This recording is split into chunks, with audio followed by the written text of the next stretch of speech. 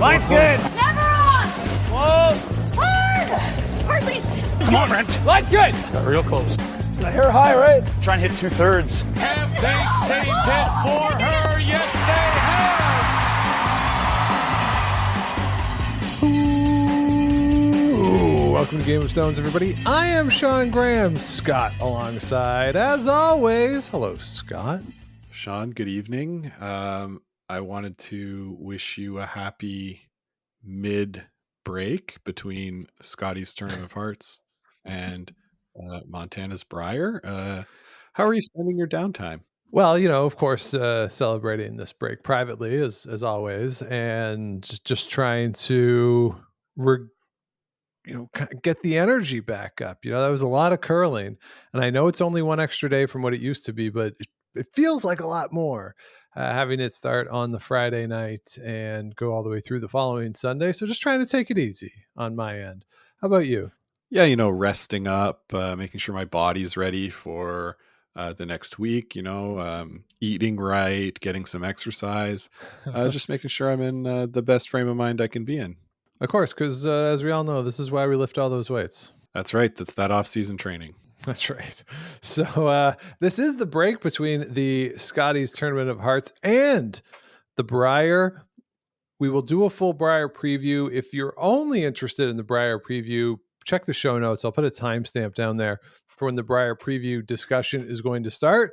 But we do have to recap the Scotties Tournament of Hearts from Thunder Bay, which ended Sunday night with, frankly, a bit of a whimper in terms of the excitement of the game, especially in the second half, as Rachel Homan wins her second in a row, her fifth title overall. The Homan Empire is alive and well here in 2025.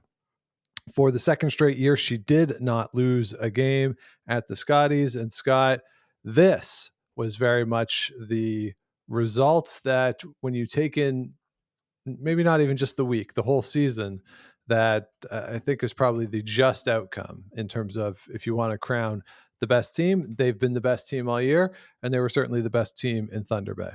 Yeah, Sean, 100%. I believe as forecast by someone on this podcast, they did come home the champions. And you're right, the best team all year, the best team over the past 2 years, and likely the favorites going into next fall's Olympic trials. So pretty dominant week for Team Homan. I would say they didn't play their best all week.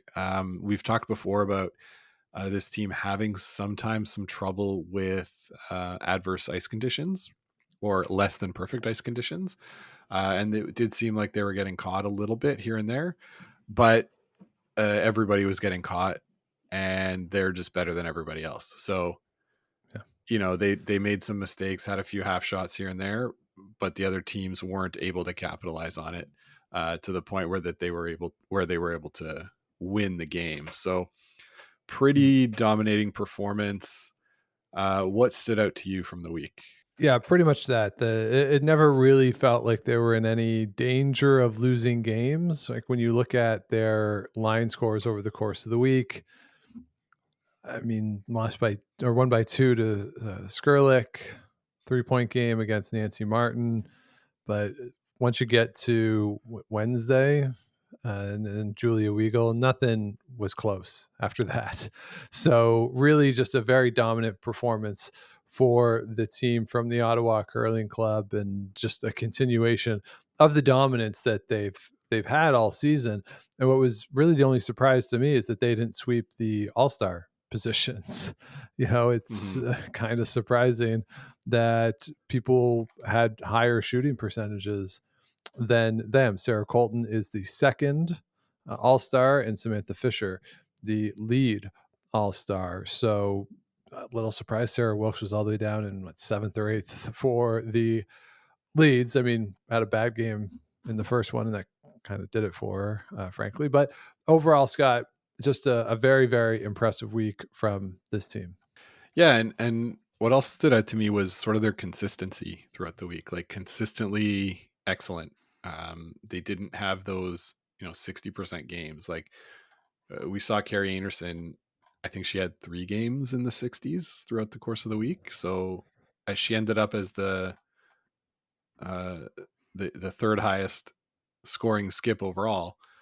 But yeah, had 2 in the 60s and 1 at 70. So, but Homan never below 80, just continuously excellent. And so this team is a real beast and playing like the best team in the world right now. Yeah, which definitely they are. That final, Scott, as I said, not the most entertaining of games overall. Starts with an up and down blank, and then a force, then another blank, and force, four. Like it just wasn't. There were no deuces with the hammer in the course of the game. Nobody was able to convert. There were a few nice shots. I think the shot of the game came in the third end. Rachel Homan with an angle double that leads to the blank. That was a very thin double that she had to make. That was probably, I think, the shot of the game there on Sunday night. But overall, I don't think it was a particularly signature type game that we're going to look on with great fondness, especially that once you get to the 8th end and the 9th end, it's 2 Kerri Einarson missed draws that lead to those steal points. And that was the end of the game. So not exactly one they're going to play on TSN Classic anytime soon, I don't think. No, probably not. But Rachel Homan did shoot 100%, which had never happened in a Scotties final before. So, as much as we say, oh, maybe Kerri Einarson could have made a couple more shots and converted, it still was going to be an uphill battle playing against Rachel the way that she was throwing that night. So full value for the week for Team Homan. Team Einarson, Sean, they suffered a bit of adversity throughout the week. It at times to me seemed like their team cohesion was not where it needed to be, and you sort of expect that given that they threw the team together in the last couple of months. So given that they did that, face some adversity, it seemed like there was some conflict on the ice. They were still able to make it to the finals. So what did you think of Team Einarson's performance? Yeah, they never really quite got it fully going over the course of the week. They were 2-2 going into their game against Kate Cameron and were down big in that game. They were down at the break 7-2 and then are able to come back and win that game. So that a bit of a turning point, but then they do the same thing against Christina Black the next game out, that they're down at the break 5-1 and were able to come back and win the game. So that was just, I think the fact that they had those comebacks, it's a great credit to the 4 of them, certainly a credit to Kerri Einarson as a great skip, but it does speak to the fact that they weren't quite as cohesive, as you said, as some of the other teams. And that's just a product of not a lot of reps together. And I don't know if it was necessarily conflict as so much as it was just a lack of continuity and a lack of familiarity, not knowing how we communicate with each other and not knowing how everybody throws fully yet. It's just that not being fully familiar with each other came out at various points during the week, and they're good enough to overcome it for the most part. But when you're going up against the best team in the world, you just need more reps, and the continuity that they had in those 4 in a row, you just can't have it when it's your first event out. Yeah, no, 100%. It struck me, that Kerri would say, Carly, sometimes when she would miss shots, right? And so that's what stood out to me on that end. You mentioned that game against Kate Cameron, probably the most entertaining game of the week, given the huge swings in points, a lot of action and the big comeback. Definitely an entertaining game. You mentioned, Sean, that the final was probably not, there wasn't too much to write home about, but the semifinal, or the page 1-2 rather, which was Einarson and Homan, did have one great shot, which I think is our early front runner for shot of the year, right? Yeah, definitely going to be on the short list. The Rachel Homan hit and roll in for 2, just an absolutely incredible shot through a port that it's there. Like the shot, the rock she has to hit is wide open as you look at it from the hack, but you have to throw it so hard to get it through the hole without any curl. That's what's so impressive about it. It's not a wide port. She's able to get it through, make the roll. Just absolutely an incredible shot there. So yeah, I would not be surprised to see that one come up at the 2025 Stoney Awards. Definitely.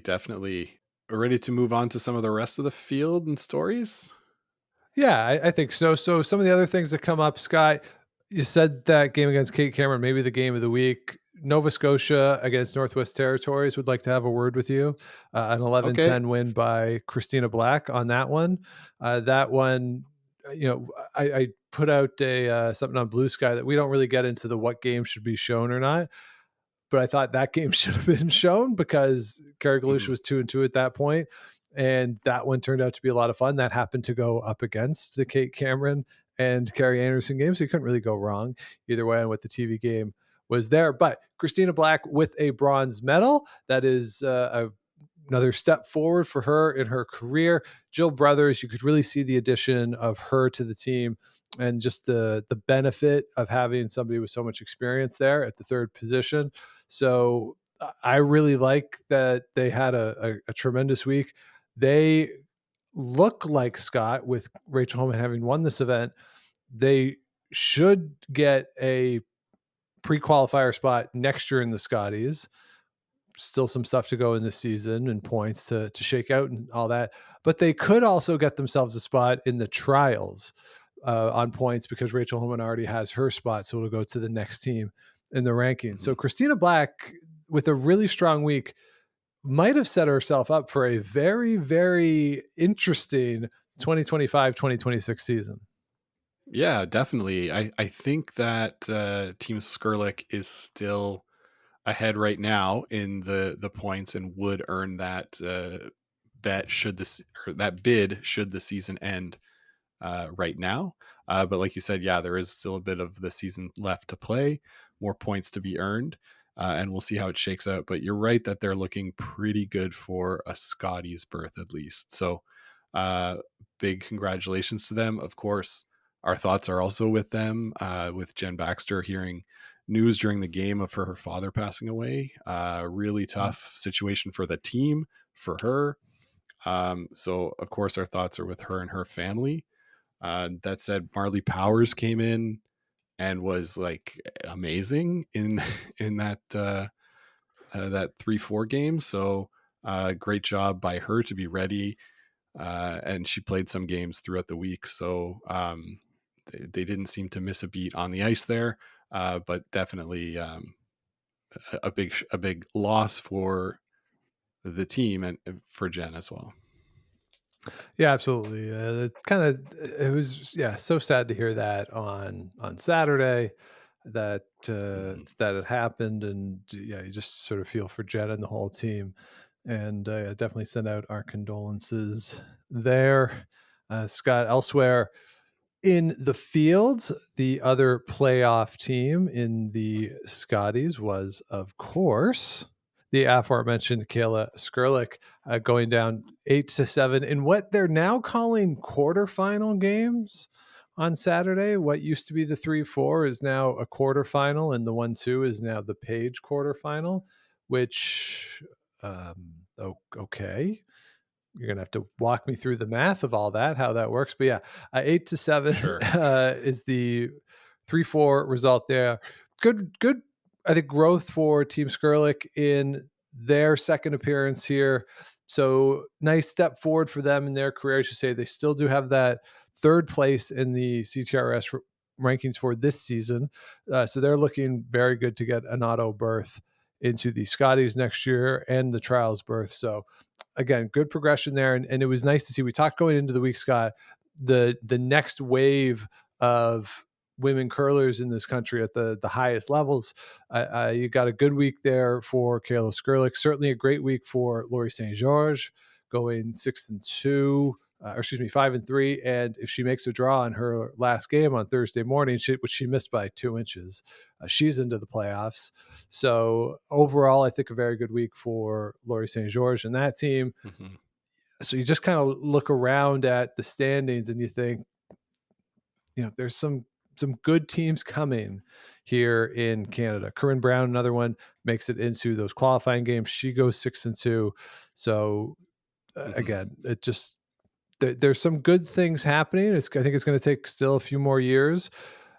And, you're looking at maybe those 2029 trials as maybe the fulfillment of some of the growth of women's curling, not the growth, the depth of women's curling in Canada. Yeah, definitely the depth, because we talked at the beginning of this event how, we thought 2, 3, maybe 4 teams could win. And so, it's good to see the depth sort of getting the reps starting last year and the year before, and now getting more and more reps, being able to compete more and more at the highest level. They've got a long way to go before they get up to the level of Rachel and Kerri, but this is how you do it, is by playing these games and playing in these situations. So good to see there. On the flip side, Sean, I'm going to be the Debbie Downer and talk about Krista McCarville and the Northern Ontario team, the week they had. Just a really bad, tough start. Pulled it together at the end. We talked in our preview about how the start of the week was really difficult. The back of the week a little easier.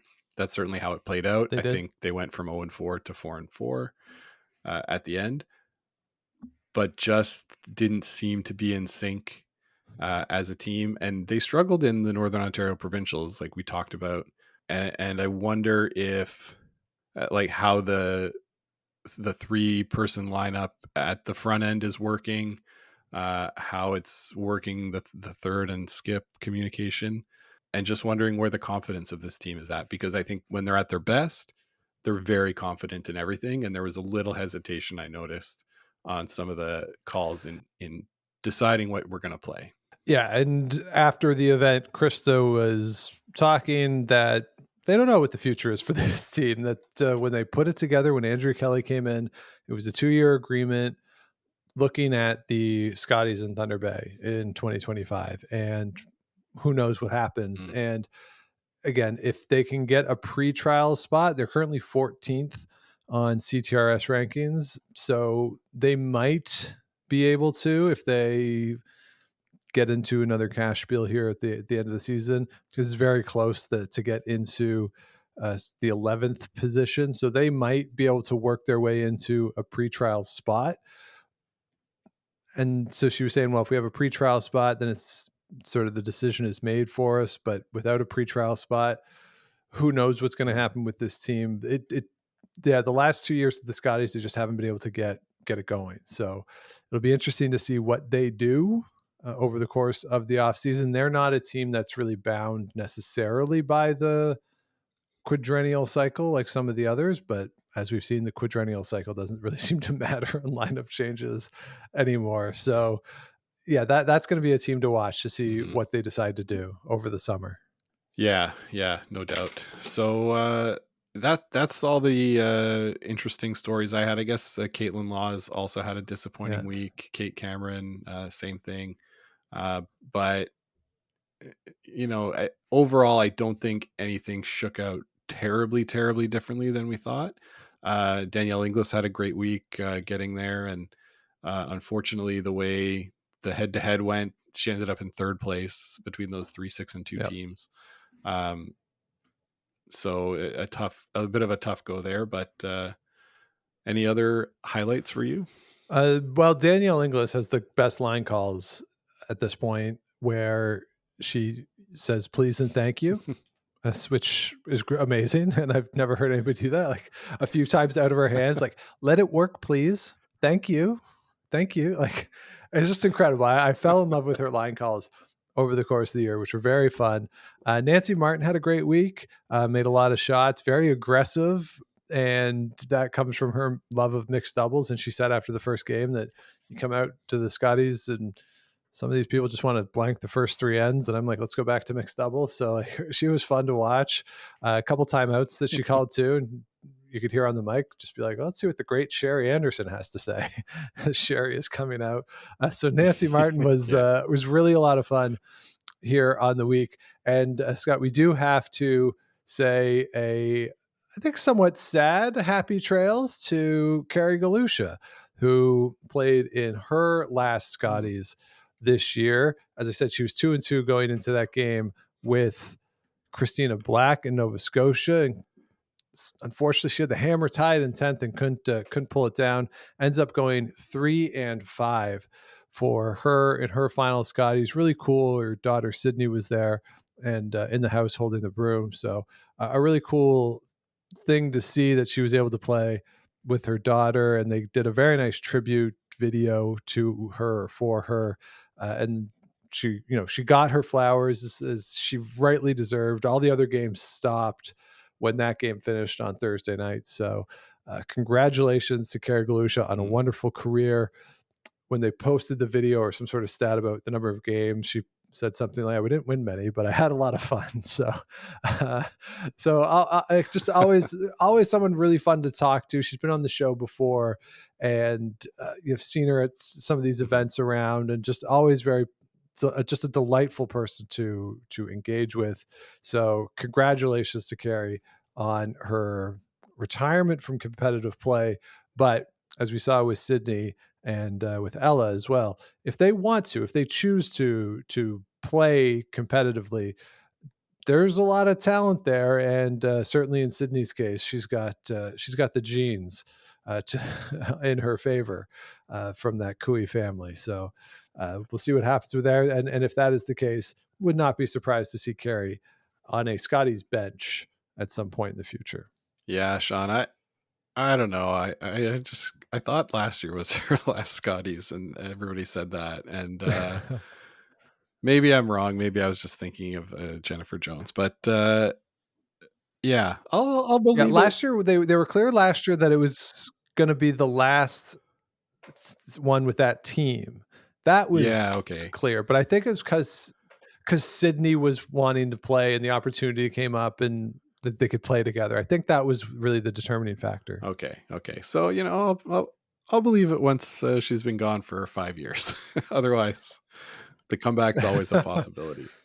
Yeah. So again, congratulations to her. And it's just in terms of the state of the women's game in Canada, we're at a point, I think, right now where it's kind of like the men's game in 2007, 8, 9, where there's the two top teams and going back and forth. And it kind of feels like everybody else is playing for third place a little bit. But at the same time, as you had in 2007, 8, 9, there's those younger teams that are getting ready, that are coming along and are developing, and they're getting ready to take that mantle away from the top two. And that's what happened by the time we got to the 2014 or the 2013 trials. And we'll see what happens when we get to the 2029 trial. So there's a little bit of a moment in transition, I think, in Canadian women's curling at the top level.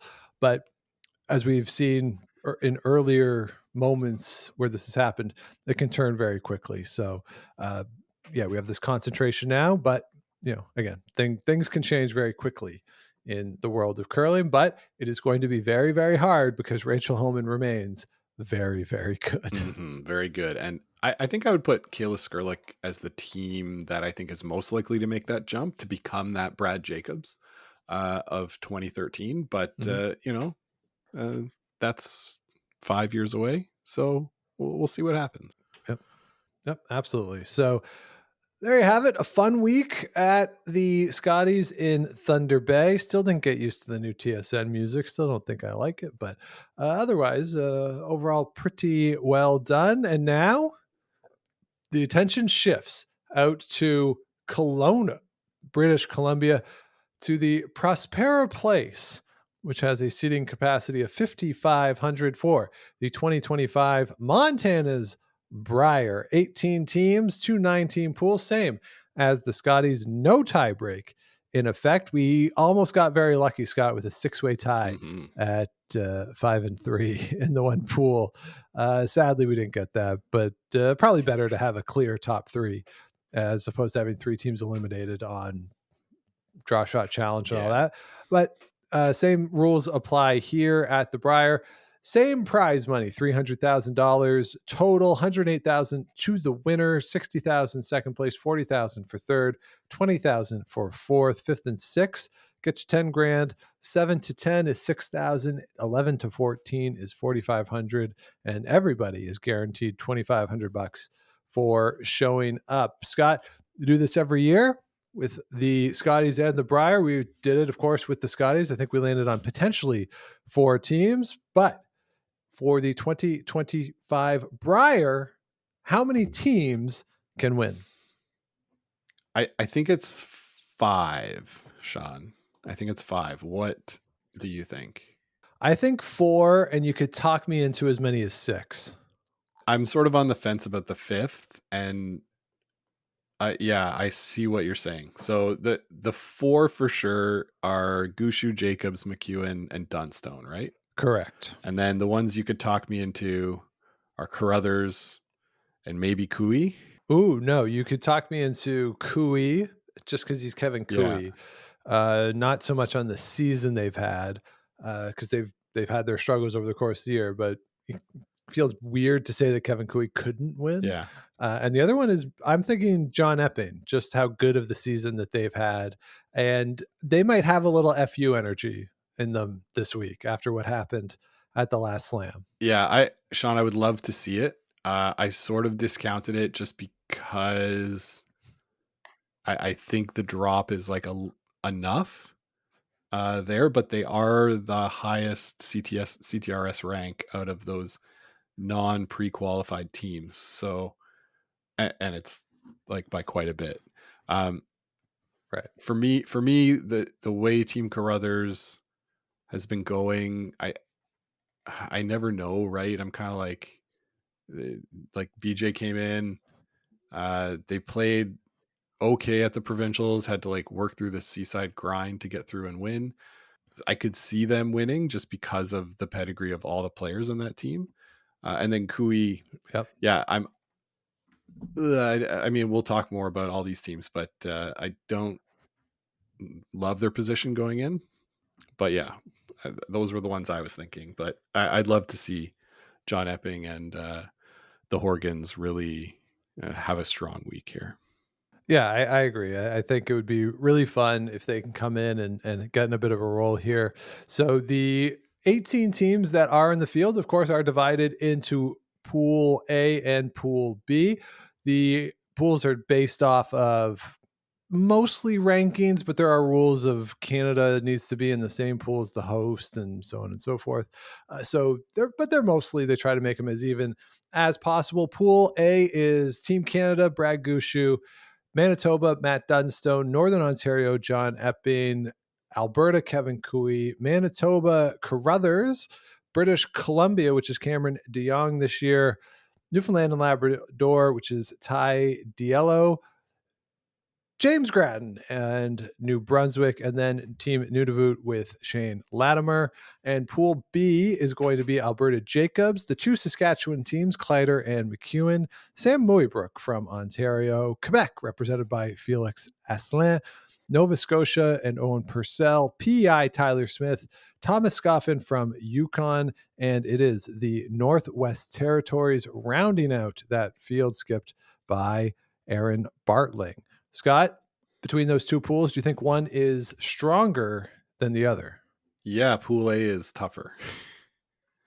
And I don't even really think it's close. Just like, okay, Galusha, Dunstone, Epping, Cooey, Carruthers, the first 5. I think I mentioned all of them in the maybe could win. And then you got James Grattan, always will give you a good game. Cameron DeYoung is pretty good, youngish team, but they'll give you a good game.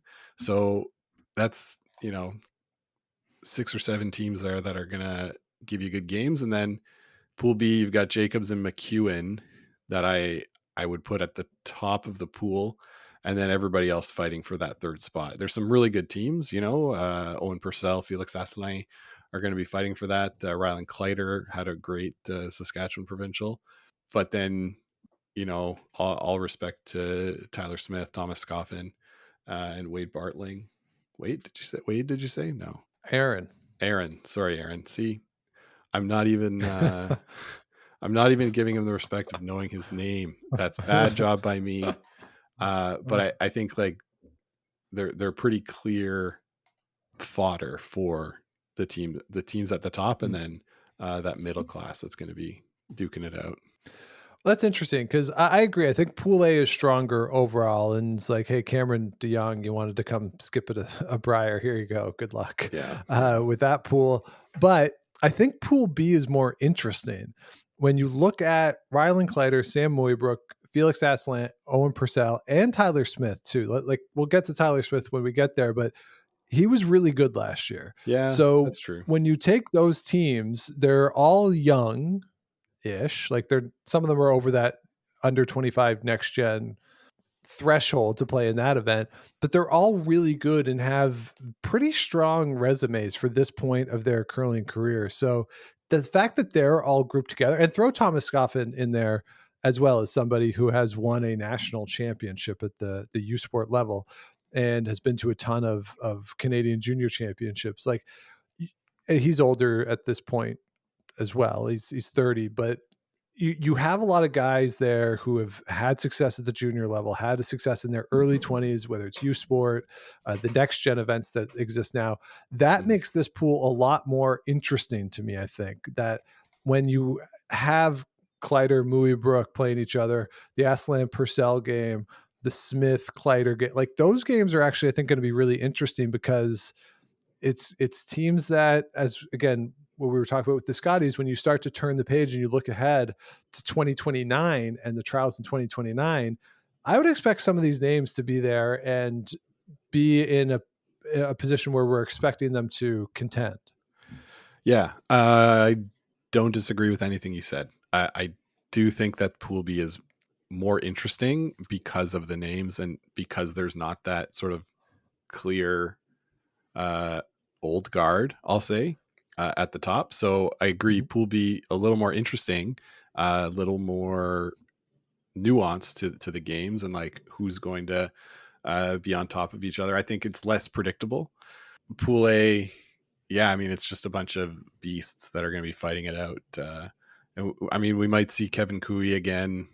Would they go last year 3-5 or 2-6?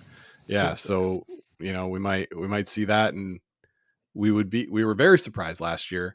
I would still be surprised by that, but you know, that could be the way it shakes out. So yeah, let's talk through each of the teams and see where we end up with our playoffs and winners, Sean.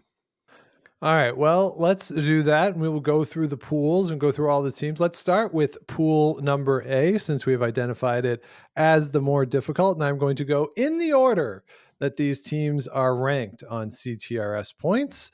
So, unsurprisingly, we will start with the defending champions of Team Canada, Brad Gushue, playing in his 22nd Brier. For him, went 6-2 last year during the round robin. Actually lost to Jamie Cooey in the Northwest Territories, one of those losses. Also lost to Mike McEwen. This season, they are 37-22, 21-14 since the lineup change, with EJ Harnden going out and Brendan Botcher coming in at the second position. They have no titles so far on the season. Fourth at the Pan Continental Championship, the most recent Grand Slam. They went 0-4 at the Masters there in Guelph. Last year, Scott, they scored 30 multiple ends, which is the most in the field, and they had 20 blanks, which was tied for fourth in the field. Somewhat curiously, Brendan Botcher had the most blanks last year, had 28 blanks for him. So he was able to generate a lot of points while also being somewhat defensive. So able to generate his twos. That means late in ends, making shots. Mark Nichols is, of course, maybe the biggest X factor in the fields, with the potential exception of Mark Kennedy. But those two guys, I think, are clearly the best thirds in the field right now, not to discount anyone else, but maybe the two best in the world at this point. But the ability then, I think, Scott, to generate those multiples while also maintaining the ability to blank ends when you need to, that's a remarkable skill. And that he was able to have that number of multis last year and that number of blanks really just shows the level that he's at and this team is at in order to maintain control of games. Yeah, for sure. That I do see they haven't had the greatest year. 0 wins on the year. It is sort of mind blowing, right? Like, Yeah. if you thought about it, you'd be like, no way, come on, really? But the lineup change, adjusting to something. I think Team Canada is vulnerable. And, I might be eating these words at the end of the week and saying like, oh, it, it was Brad Gushu. He was never going to lose. But I do see maybe a little chink in the armor and some vulnerability with this team. Yeah, they do have a nice start, I think. They start with Newfoundland, Labrador, and then British Columbia. So, not going up against the top teams there right away.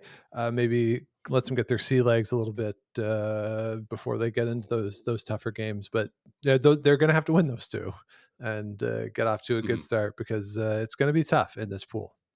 For sure.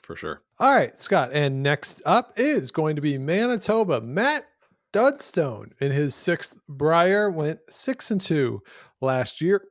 Lost to Mike McEwen in the 3-4 game. So far this season, they are 46-17, but a very impressive 15-2 since they made their lineup change, and Colton Lott playing third, bringing in EJ Harnden. BJ Neufeld is out, but still in the event. They went undefeated through the Aztec Championship in Lloydminster in early January. So a lot of momentum for this team since that lineup change last year. Somewhat curiously to me, Scott, Matt Dunstone himself threw 21 in-turn draws at 85%, 49 out-turn draws at 87%. That's not a huge percentage difference, but a lot more out-turn draws. But on hits, he threw 70 in-turn hits, 42 out-turn hits, and the in-turn hits were at 88%, out-turn hits at 82%. So somewhat curious to me that he was throwing way more out-turn draws, but more in-turn hits. And in both cases, what he threw more of was the higher percentage of results. So somewhat curious to me, and maybe a little bit of a trend to keep track of if you're making him hit, maybe you want him to go on the the out-turn side. But overall, Scott, this team has a lot of momentum, a lot of energy to them. And it's just a question of, can they keep that momentum going, or has this break from the last time that they played, which has been a while since they were pre-qualifier, has it kind of faded, or just can they keep the vibes going from what they had back in January? Yeah, I think they can. The lineup shuffle has been good for them, as you said. The Hardens are both now in the front end for this team. We know what they're capable of working together, as well as working apart. But being back together, definitely good for this team. Colton Lott has really stepped up. I think he's going to be the key for this team, right? If he's able to make shots and put Matt in a position where his shots are easier and he doesn't have to do the huge bailout every time, we know he's going to be able to do it some of the time, making big run backs, that kind of stuff. But if he's not having to do that as often, I think it bodes well for this team. And they have a really strong shot to finish first in this pool. Yeah, definitely agree with you on that one. So let's move on then to Northern Ontario and John Epping. This is somewhat surprisingly to me, only the 4th Brier for John Epping, the 2nd Brier for the Horgans, and the debut for lead Ian McMillan. He did play in the wild card game, the dearly departed wild card game back in 2018, but this is his real debut at a full event. They are 61-19 on the season. They are crushing people. 9.3 points per game for giving up 5.6 against. 50% hammer efficiency on the season. They've won 5 events, including the event in Arizona earlier this year. Got to the tiebreaker of the Masters, which was very impressive given what has happened with respect to the Brooms. They were the absolute class of the Northern Ontario provincials this year. They have Mike Harris on the bench. And Scott, if you have a controversy around your team, I think Mike Harris is the perfect person to have with you because Mike Harris will not accept nonsense. And the controversy is not because of anything that Team Epping did. It was, in my mind, brought to them at the Masters. And Mike Harris will tell you what Mike Harris thinks. And I think he's a good person to have on the bench for them, to have around them, given everything that has gone on. Yeah, I think that's a fair way to put it. Yeah, he'll tell it like it is. I think he'll be a good get in the media scrums. If you can get him for a few sound bites, definitely going to give you something good. Yes. So I think, a really good addition here. Overall, the thing for John Epping that when you watch him play, the misses that he's had come, I think, largely on where he doesn't square up. Like when you watch him from behind, there are times where his shoulders aren't square to the broom occasionally.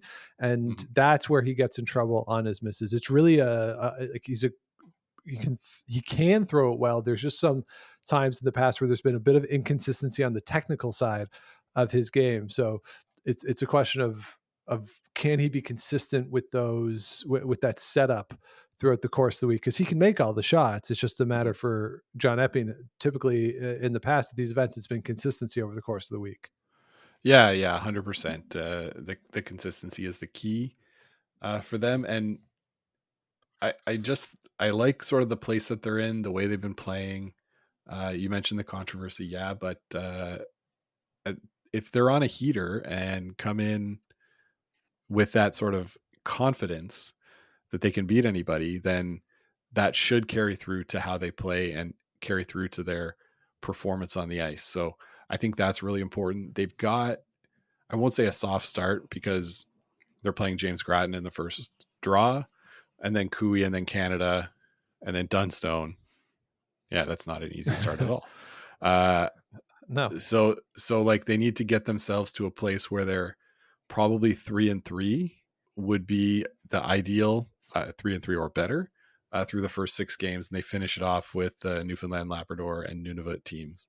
That should give them a really strong opportunity to get to that 5-3, which I think in this pool, given sort of the heavyweights, that should be enough if your draw shot challenge is okay to sniff that third position.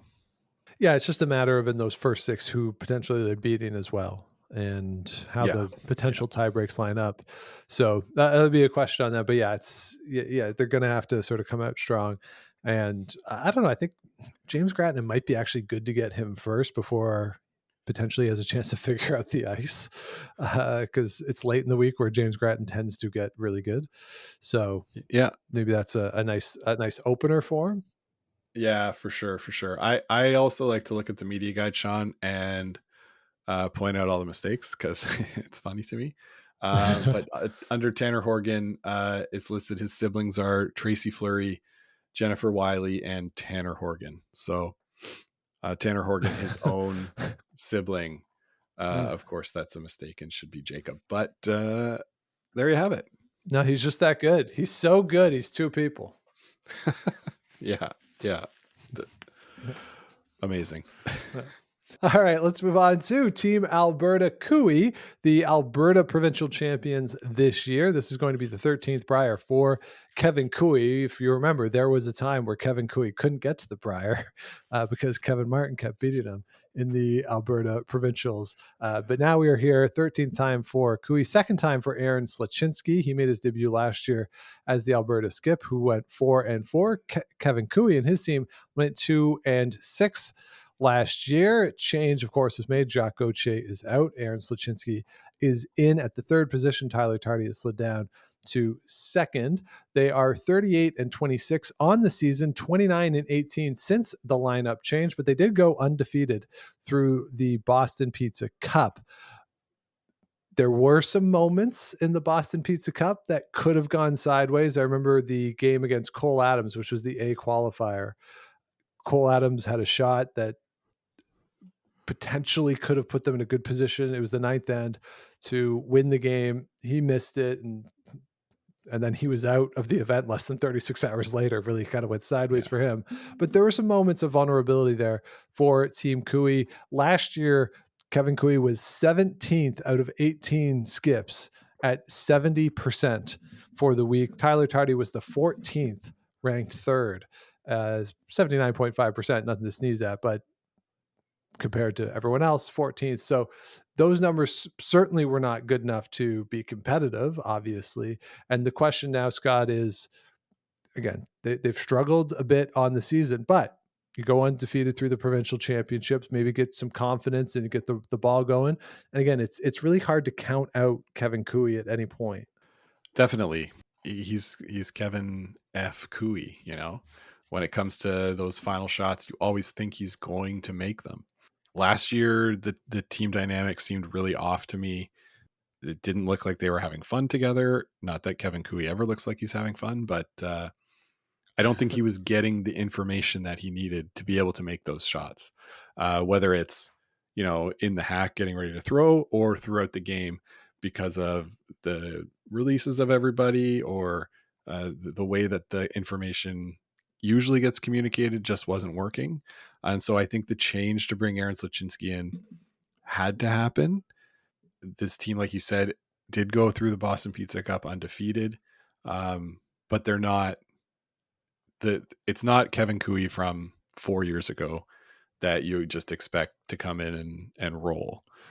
To me, like I was shocked last year them going 2-6, and this year I think any outcome is possible from a 2-6 all the way up to an 8-0. Like, you'd be a little surprised for them to go 8-0, but again, it's Kevin Cooey, so you can't be too surprised. Yeah, so it'll be a lot of fun to keep an eye on what this team does and how things progress compared to last year. I think a lot of eyes on Kevin Cooey, but at the same time, maybe coming in a little under the radar at the same time. And certainly, I think perhaps being underestimated a little bit, at least by the fans coming into this event. I wouldn't expect any other teams to step on the ice with Kevin Cooey and underestimate him, but you never know. You never know. Yeah. All right, let's move on to Team Manitoba Carruthers, your Manitoba provincial champions for 2025. This is going to be the 12th Brier for Reed Carruthers. Of course, one back with Jeff Stoughton at the second position. Went 7-1 last year, but that was with Brad Jacobs throwing the skip stones. They lost to Gushu and Dunstone on the Friday to not make it to the Page portion of the playoffs. They, of course, have had a lineup change with BJ Neufeld coming into play third. They're 33-28 on the season, but 8-1 since the change in the lineup. That it was entirely at the provincial championships. Last year, Carruthers was the 5th ranked third at 86.1%. And the question, Scott, now is with Reed Carruthers going back to the skip position, and we've seen him bounce back and forth between skip and third over the years. I really like him as a third. And now the question is, well, BJ Neufeld is one of the best thirds in the country, clearly. Is he a difference maker for Carruthers as a skip to get Reed Carruthers to that next level as a skip where he can get into the playoffs and be in contention more than he has been in previous years in that skip position? Yeah, I think it's a really good addition, BJ Neufeld. He's sort of this whisperer to different skips. He's had success basically everywhere he's gone as a third, starting with Mike McEwen and Kevin Cooey, and then with Matt Dunstone too. Like, he's always been a part of these really, really excellent teams. He's a great shot maker, which is part of it, but also his personality is dealing with skips, and he's just one of the best at doing that. So I like the way that their mannerisms were. Reed has always been a bit like, in his younger days, yes, he would get a little hot under the collar.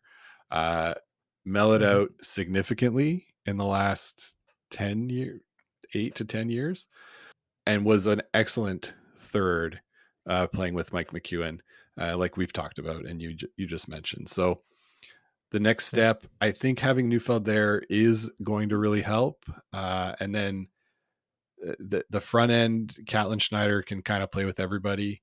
And Connor Negevin is one of the best leads out there. So they've got it all. It seems like their dynamic is working. They did fight a bit in the Manitoba provincials. As I mentioned, they had to go seaside to qualify, but got there. And so, they've been through a little adversity. They've had some time to gel as a team, not as much as you'd like, but I think, that if everything shakes out right, I think this team has a real shot to make the playoffs and maybe even to shock the world and win. They do have a bit of a softer start in their schedule. They've got BC, then Newfoundland, then Cooey, then New Brunswick. So if you see them at 4-0, don't be shocked.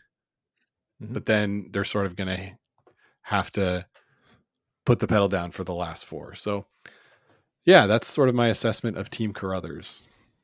Yeah, it's the sort of thing. Yeah, you get on a roll, you get going, and you just start to believe that you can win, and you keep winning. So that's definitely some possibilities there for Reed Carruthers. All right, let's move on, Scott, past that big 5, if you will, in the pool for the final 4 teams, and we'll go to the left coast with British Columbia. Cameron DeYoung making his debut at the Brier alongside Alex Horvath, Corey Chester, and Braden Carpenter. Horvath has played in 2 Briers before, but everybody else are making their full field Brier debuts. Cameron DeYoung has won 2 British Columbia mixed titles before. He is 9-10 in his 2 appearances at the Canadian Mixed Nationals. They're 29-13 on the season, but only at 40% on their hammer efficiency. Going to need that to be a little bit better in this field. Went 7-2 through the provincial championship. Scott, the question, of course, is always with these teams making their debuts, how long does it take them to get used to not only the ice and the conditions, but just the reality of being at a Brier and everything that goes along with it? Because it's not just show up to the arena and play the game and then leave. There's a lot of other commitments that go along with that, focused primarily on the skip, to be honest. But there's a lot of stuff that when you're going through even provincial championships, you just don't have to do that at this event. You have to. So it's just a question of how long does it take to get used to it? Yeah, for sure. And I think, this team has been around curling for a long time, and I used to live in Victoria, and these guys beat me when I played out there. So they were juniors then, and were quite good and already playing sort of at the highest level in the province for Super League and for juniors. So a lot of talent there. They do have Brian Mickey as their coach, who of course played with Greg McCauley, won the gold medal at the World Championships in the year 2000. He's a really good coach. He should be able to keep things even, give them expectations, all that kind of stuff. So there might be a little bit of the bright lights at first. But I think at the end of the day, they'll realize it's just about executing your shots, and it's just like any other curling game. So I'm excited to see this team play. I'm excited for them to get the opportunity. And, they could come up and surprise one or two of these teams. They're talented enough to do it, but like you said, it's how will they be able to adapt? I think they'll be okay. But what do you think? Yeah, I think they'll be fine. And I don't think they're going to necessarily contend for a playoff spot, but I think they'll give people games. And you saw that during the British Columbia playdowns. By the way, full flowers to British Columbia. Your setup for streaming at the provincials was great. Really, really well done on that. But in watching those games, they have all the shots for sure. So I think that they're going to put some scares into a few folks. For sure. All right, let's move on to the other side of the country, and we'll go to New Brunswick. It's Jimmy the Kid, James Grattan, win his 17th Brier, same team as went 1-7 last year with Joel Kratz, Paul Dobson, and Andy McCann. Scott, they did go 1-7 last year. James Grattan shot 72.5%, but he shot 91% in his last game. This is the thing with James Grattan, and you can go and track it over the course of his Brier career. Struggles early in the week, but once he gets a handle on things, can play lights out late week. So don't sleep on him, even if he's 1-6 or whatever going into the last game. If that's a game that matters, like there's stuff here with James Grattan that he can make a whole lot of shots. He does have Saturday off though, so they play the game Friday night, and then there's only the one draw that the pool is in on Saturday. He has it off. I think that hurts him maybe more than some of the other teams in the field to have that full day off early in the event. So it might take him a little longer than normal, or maybe having those two draws Saturday, he'll just go and sit behind whatever sheet he's playing on Sunday morning and just watch that sheet the whole time. We'll see what happens. But again, this is a team that, again, historically just builds over the course of the week. So those late game or late week games, don't sleep on Jimmy the Kid. No, absolutely don't. I think the 16 Briers, I think it's pretty incredible, pretty profound depth of experience. We saw with Kerry Galusha in the Scotties that, when you got all that experience, you're going to be able to win a game or two just on that alone. So yeah, he's going to have to play better than last year. But he's capable of doing it. So I love seeing Jimmy the Kid and still calling him that at age 50 in his 16th Brier. But we all remember back in 1997 when he went 9-4 and earned a bronze medal for New Brunswick. All right, Scott, let's stay in Atlantic Canada, but we will shift to Newfoundland and Labrador. Ty Diello is your skip from the Rock this year, along with Ryan McNeil Lambswood, Daniel Bruce, and Aaron Feltham. All of them are making their Brier debut, 13-2 on the season, but all of them have national level experience. So even though they're all at their debuts here at the Brier, they all have represented Newfoundland and Labrador in some capacity over the course of their career between mixed and junior events. So there is experience, there is talent here, young team, all in their 20s, and they open against Brad Gushu in the all Newfoundland matchup. Scott, again, same with, as we talked about with Cameron DeYoung, takes a long time, or takes a while for these young teams to figure it out how the Brier works. But this is an event, and we've kind of been looking at it for the past few years. You got Nathan Young, you got Greg Smith, you got some of these teams, and now with Ty Diello too, Ryan McNeil Lambswood, like, who's been the fifth for Brad Gushu before. You got these younger guys who are getting this Brier experience earlier than they might have otherwise before the rules were the way they are. And I don't know, like, Gushu's going to be around for a while, you would expect, but he's always going to get these auto bursts because he's so good, and he's going to be in the top three, even if he doesn't win a Brier. So these guys are going to have this chance to go. And I think this bodes well for Newfoundland Labrador curling, that you have had these different guys come in and represent the province over the past 4 or 5 years. Yeah, I think hopefully this will turn into one of the biggest positives for the Team Canada and the CTRS qualifying berths, is that it gives the opportunity to other teams that are in a province that's so dominated by one team to gain experience and gain sort of the opportunities that weren't there for other teams coming up. And so that also helps grow the grassroots, right? Like, we saw how many teams entered the provincials the first time that Brad Gushu was going back as Team Canada. So if there's something that's to play for, rather than, we know this one team's going to always win, and so why bother entering? And there's 4 teams.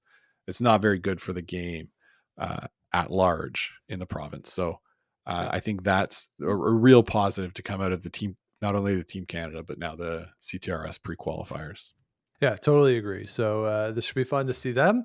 And then finally, here in Pool A, it is Nunavut and Shane Latimer, along with Sheldon Wedig, Justin McDonald, and Peter Van Strijn.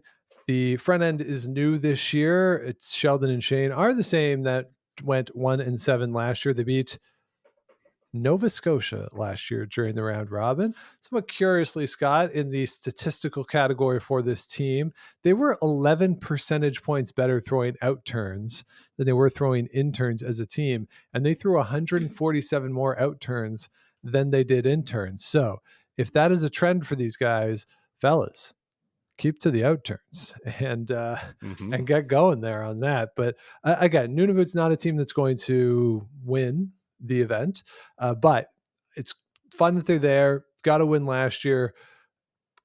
We'll give games to a couple of these guys, but it's just, this is about, again, representing the entirety of the country, and we hope they have a good time. Yeah, for sure. It's always fun to see all the teams there, Nunavut especially. Let's root for them to get a win. All right, so that is Pool A. Let's shift over to Pool B, and we'll start with the top-ranked team, and that is Alberta Jacobs, a pre-qualifier. This is, of course, the remnants of Team Botcher that brought in, not even the remnants, because they're the ones who made the decision to not be Team Botcher anymore.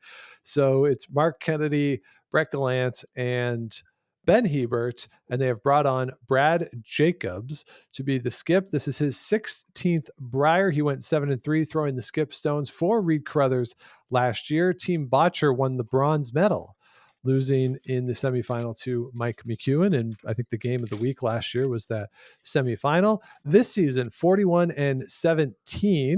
They won the Penticton event. They lost the Masters and the National Finals. In 2024, Scott, somewhat interestingly to me, Brad Jacobs was the 6th ranked skip based on shooting percentage. Brendan Botcher was the 4th ranked skip based on shooting percentage. And Mark Kennedy was the top ranked 3rd. It's between him and Mark Nichols, I think, for the best 3rd in the field and the best 3rd in the world. I mean, Oscar Erickson might have something to say about that, but it's really, those two guys are just so good at it. And they have an interesting schedule coming into it. They have Yukon first game, Northwest Territories, a bye, and then Prince Edward Island. So you would expect them to be 3-0 going into the back half of their schedule where it gets a little harder, but they can really come in, figure out the ice, figure out the rocks, especially having that bye gets you an extra practice session. So they should be in good shape once we get into the work week following that opening weekend. Yeah. I think it's always a little tough to have your bye so early, especially for a team that's of a certain age. These guys are, like the same age as me or thereabouts. And so, it's tough to play that many games in a row, but they're so good, Sean. And I think this team is easily the class of this pool. That last game that they play is going to be against Mike McEwen. I think that will probably be for first place in the pool. We'll see how things shake out, but no, this team is excellent. I don't know what else to say. They're really good. Indeed, they are. So let's see who else is going to be trying to wrestle a playoff spot from them or wrestle first place from them. And we'll go down to Mike McEwen, the aforementioned. It is his 10th Brier appearance. This is the silver medal team from 2024. They have Pat Simmons at the coach position and Brent Lang there as the alternate. So a lot of experience on the bench as well. For the season, they are 46-21. They won the PointsBet Invitational back in October or September, whenever that was.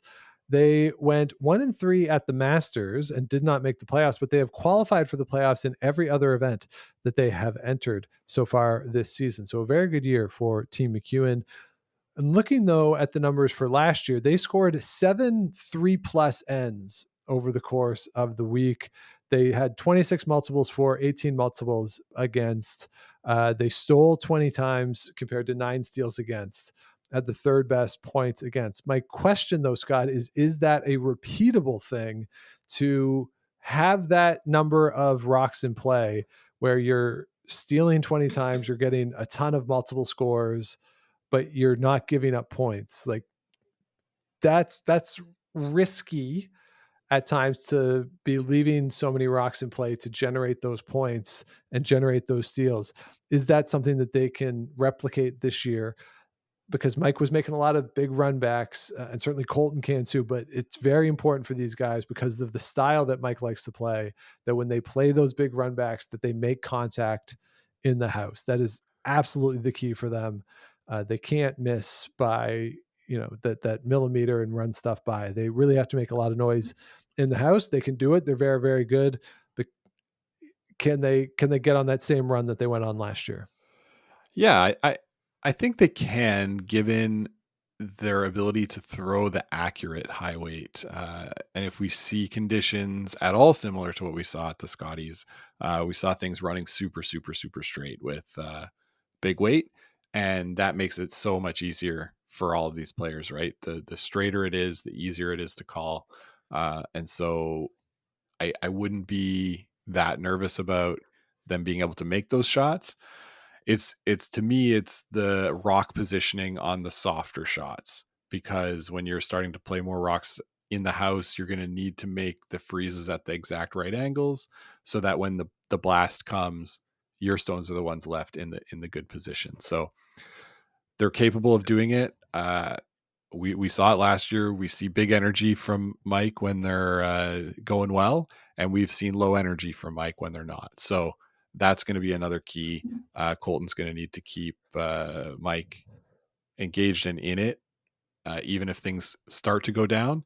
And I think he's gotten way better at that in the last few years, but still a big key for this team. Yeah, totally agree. So yeah, it'll be fun to see them back out there again with a bit of an expectation this year. I think expectations were somewhat low last year, and they went on that great run as the host team out in Saskatchewan. So let's move on to the other Saskatchewan team, your provincial champions for 2025. It is Ryland Kleider, along with Joshua Mattern, Matt Hall, and Trevor Johnson. They are all making their Brier debuts this week. 33-22 on the season. They won the Tour Challenge Tier 2 event, got them into the Masters, where they went 1-3. They won the Saskatchewan Provincial Final against Steve Laycock, winning 8-5 in a game that they really did control from the first end onward. Game wasn't really as close as 8-5 might indicate. Scott, I do wonder for this team making their debuts, but I feel like there's maybe more expectation on them than most debut teams would have, most rookie teams that come in and you're like, all right, first time out, figure it out. Like, hopefully you do well. There's not a lot of expectation, but I think in this pool, given, as we talked about, all the next gen teams that are in there, and that these guys are the highest ranked of them, being third ranked team in your pool at the Brier, there's a level of expectation that comes with that, which in your debut at the event, I'll be curious to see how they hold up and manage that pressure over the course of the week, if they feel it at all. Yeah, I agree. I think that they're very good and good enough that they should be able to make some sort of noise in a pool like this. A lot of experience at the junior level, and they've played really, really, really well through that Saskatchewan Provincial and most of the year. So yeah, I think this team is definitely one that could be fighting for that coveted third playoff spot, and maybe even the second one. They play against McEwen in draw 14, and I just think that we should set up a viewing party with Dean somewhere for that game, just to see his head explode and not know who to cheer for. But pretty cool to have two Saskatchewan teams, to be honest, in the Brier field. So a shame that they have to play in the same pool and go against each other, but there can be only one true Saskatchewan champion. Yes. And if we are going to be critical of Rylan Claytor at all, we should note that in the opening game of the Saskatchewan Provincials, he did play one Shed Moser and only won by a point. So I don't know. There you go. Shed was that close, So yeah. I also was looking, he just needed that import. Yeah, need that import. I also, friend of the show, Matt Hall, playing for this team. Yep. So good to see him there. And I was reading the media guide, and Trevor Johnson, the lead, and John Mattern, the alternate, both work for Pleasure Way Industries. And I really had to look that up because I was like, is this some kind of Vandalay made up thing? But they are manufacturers of high quality luxury Class B motorhomes. So the more you know. Yeah, because when you said the name of that company, forget about like a fake company. It could have been a very real company Yes, in another category. I opened incognito mode just in case. Yeah, good. Yeah, you don't want the algorithm picking up on that one. So, exactly.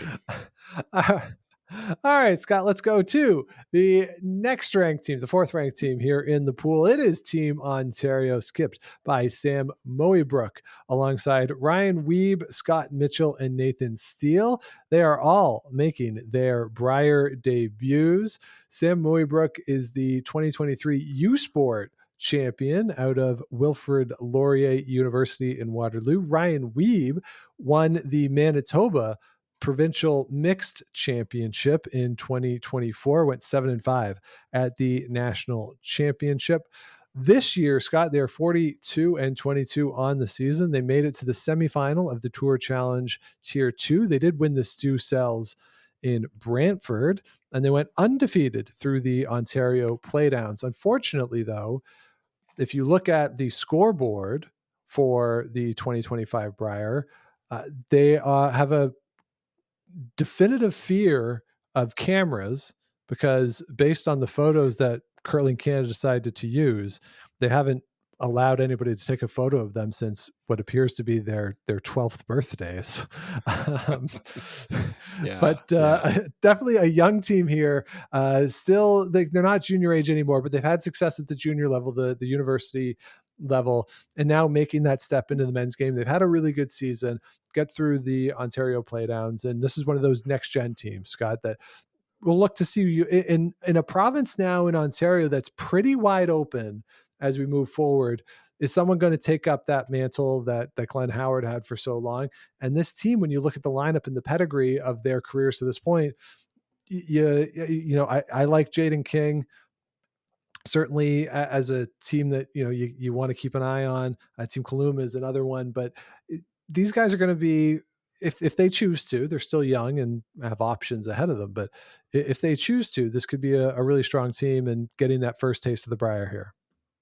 Yeah, their first taste of the Brier, obviously had a great week going undefeated there in Ontario. I'm excited to have this team get a little more notoriety, get on TV, and have sort of the backing of Ontario at this event. I think it's pretty cool.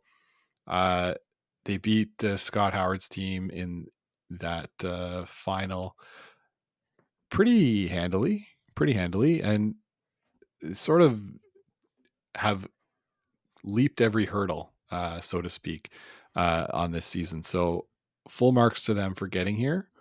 I'm really excited to see how they sort of use the opportunity and what they're like working together as a team. So really fun, excited to see it.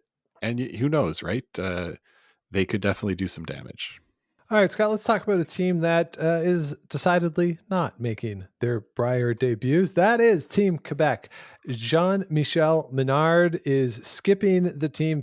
Felix Asselin is throwing the fourth stones. Of course, Jean-Michel Menard is the 2006 Canadian champion and won the Mixed World Championship a couple of years ago. Martin Crête is throwing the second stone. Jean-François Trépanier is your lead. They are 26-15 on the season, 11-1 since the calendar turned to 2025. And the question is, Scott, with this new lineup from what we've seen before, we've seen Felix skip the last time he was there with Martin Crête at the third position. Now we have the new lineup, tons of experience. There's nothing that Jean-Michel Menard has not seen in this sport at this point. And Felix just coming in, throw that fourth stone, just really be focused in on that. Don't worry about calling the game. Let him do it. And can they get some momentum going here? And can Jean-Michel and Martin kind of get Felix through those tougher moments that they inevitably come up in any Brier? I think this is a really interesting team to watch over the course of the week. Yeah, it's going to be a lot of fun, Sean, to see these guys at work with Felix and Jean-François. So being able to sort of bridge the two eras, right, of Quebec curling, I think they've got a good chance. They can all make shots, right? It's about putting them together. And so we'll see if they're able to get off to a hot start. They've got Team Ontario first out of the gate, and then Team Yukon, and then Team Prince Edward Island. So use those games to sort of build your confidence, build your knowledge of the ice and the stones, and then hopefully you're in a pretty good position moving forward after that. So I think it's going to be a lot of fun. I think we're probably going to get a Quebec feature game to get Jean-Michel featured on TV again. And it's just going to be a lot of fun. Yeah, I totally agree. So really, really cool to see this team come together and win after Felix came up short last year at the Quebec Provincial. So good to see the four of them back at the Brier. Scott, let's move on to Nova Scotia. Owen Purcell making his Brier debut. He won the bronze medal at the 2022 World Junior Championships after winning the Canadian Junior Championships. But he has surrounded himself here with a lot of experience with Luke Saunders, Scott Zachary, Ryan Abraham, and Colleen Jones on the bench as the coach. On the season, this team is 27-24. Force percentage is only at 52%. You would like to see that a little higher coming into this event.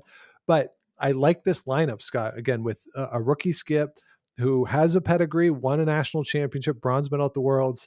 Come in, surround yourself with a lot of experience with guys who have been, all of whom have been at the Brier before, but having Colleen Jones there, just sit next to Colleen Jones for the week and learn everything you can and set yourself up to be Nova Scotia and have that spot. I mean, Nova Scotia's good. Like Matt Manuel's out there and some other guys. So you're going to have to, it's not an auto bid by any means, but I kind of like this setup for Owen at the personal level as he grows into the men's game.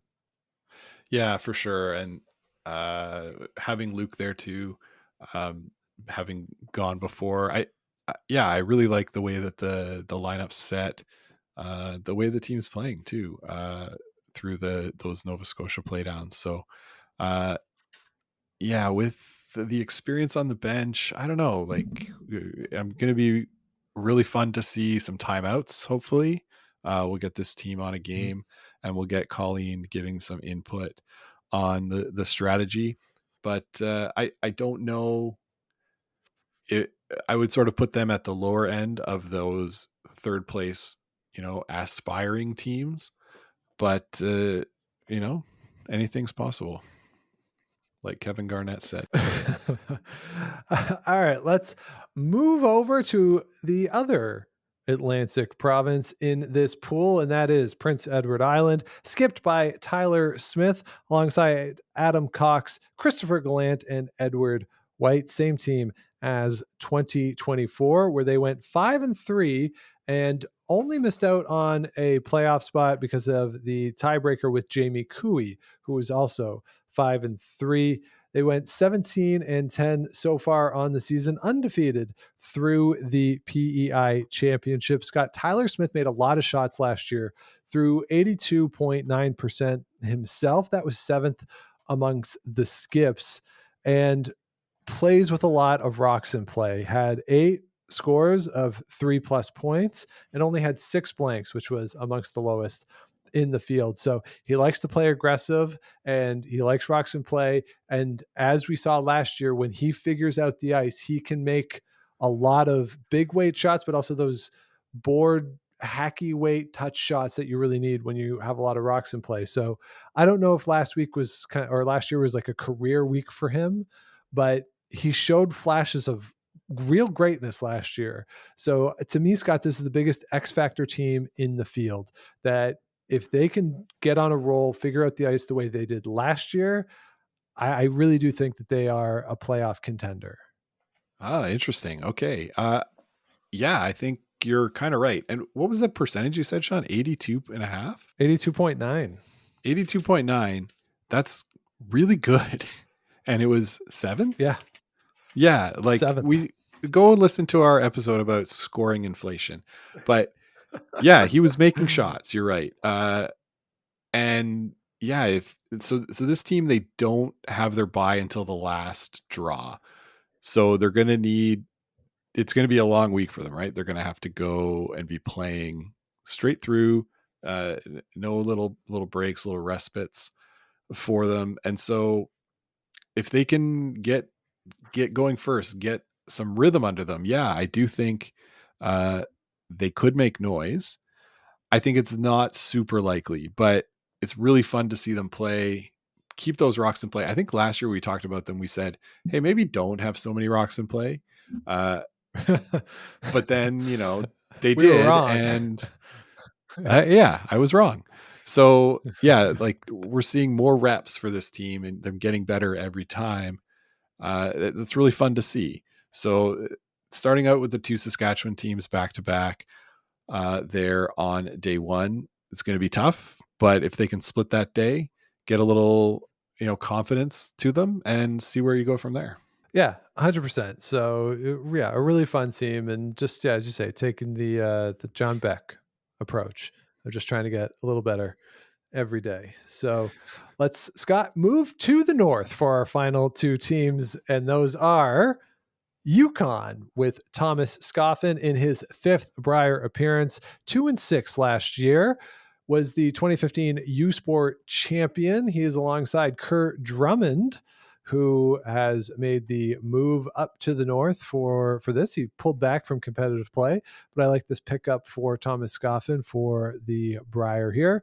Trig Jensen, who played last year as well. And then Joe Wallingham is back. He last appeared in 2023. Last year, Scott, Thomas Scoffin, who we know can play, he went to so many junior championships, great success out of that University of Alberta program, and has since moved back to Yukon.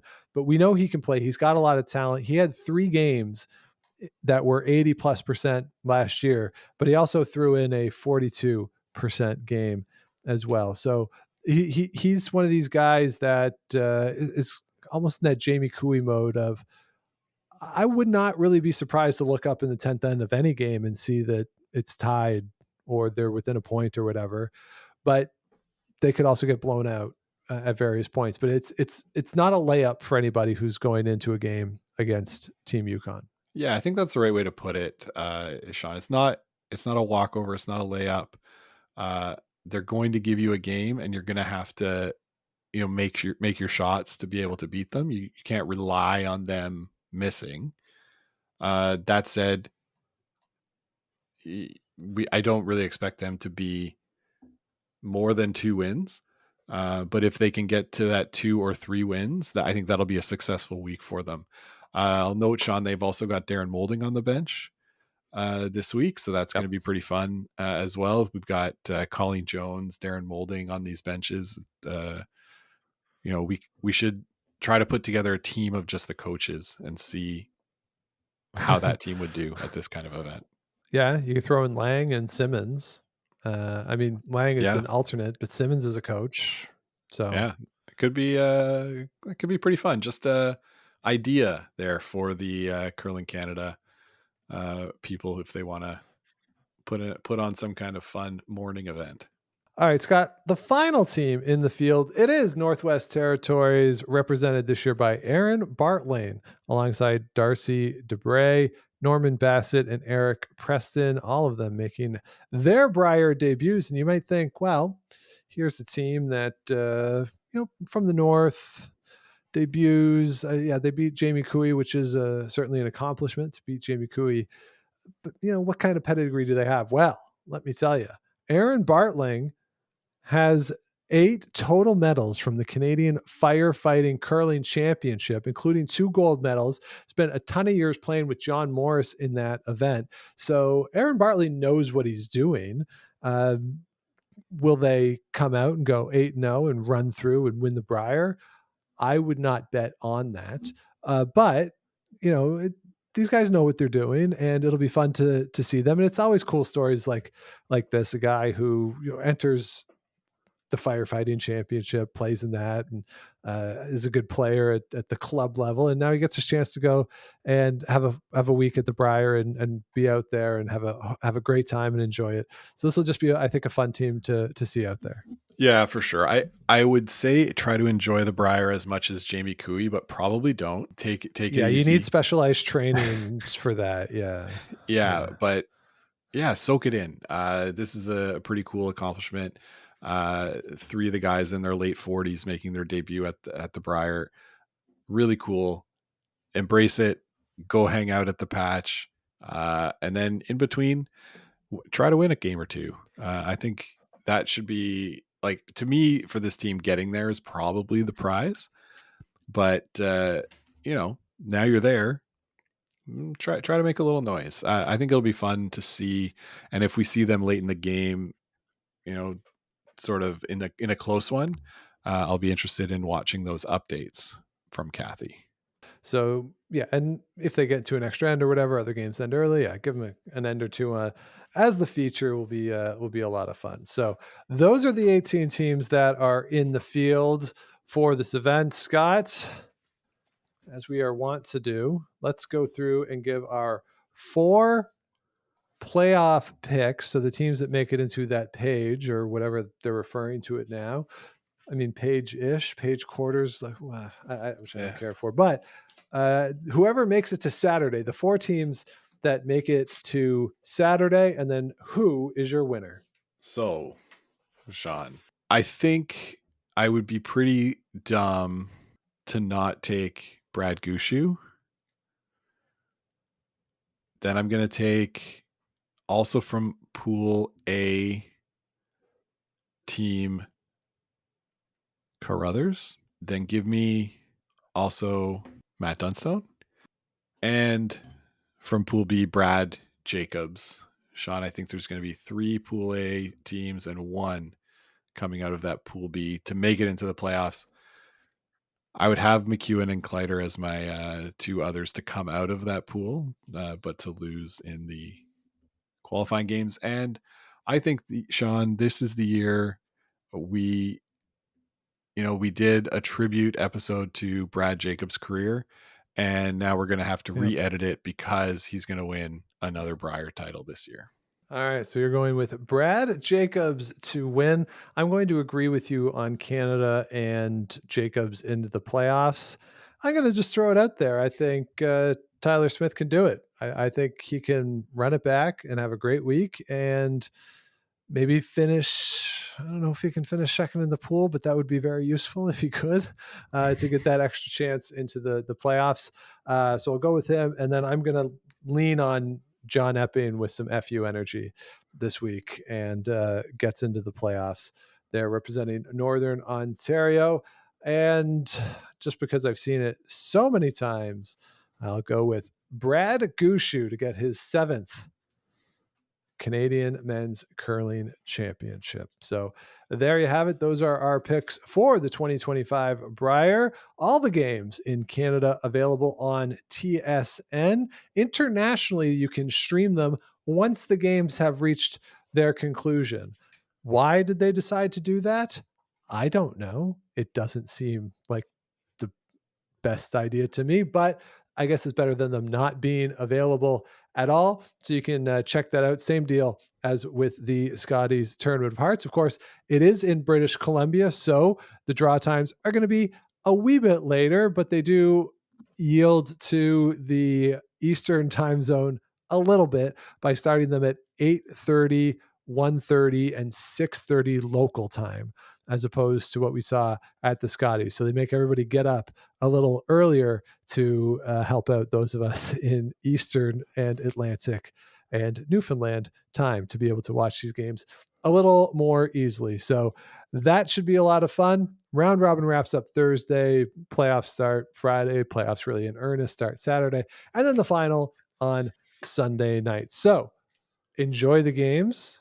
We'll be with you next week for some Brier trivia, as we did during the Scotties, give you a little content in between the games. So if you want to hear that episode and all of our future episodes, please do subscribe wherever you get your podcasts, like, rate, comment, all that good stuff. Helps other people find the show, keeps us growing. Head on over to GameStonesPod.com. Past episodes are there, plus a link to the merch. We're on the socials at Game of Stones Pod. Blue Sky is where stuff is happening during the games and making hopefully mildly witty comments about what is happening on the screen during those games. So we're doing all that on Blue Sky, and everywhere else it's still Game of Stones Pod, occasionally on Instagram as well. Game of Stones Podcast on Facebook. And if you want to reach out, let us know what you want to hear on the show. Game of Stones Podcast at gmail.com. Scott, I don't know if this is the record for our longest episode, but it is coming in very close to that record. So just really quick, we'll talk about sort of other things that have been going on, but do you have one word to describe your level of excitement for the Brier? Lit. Okay. All right. Mine just only because of where it is sleepy. It's going to be That's good. a sleepy week, but there you go. So enjoy the games, everybody. Thanks for sticking with us through this very long episode. We'll be back with you again next week, but until then, keep those brooms on the ice and don't dump that insert. Make the final.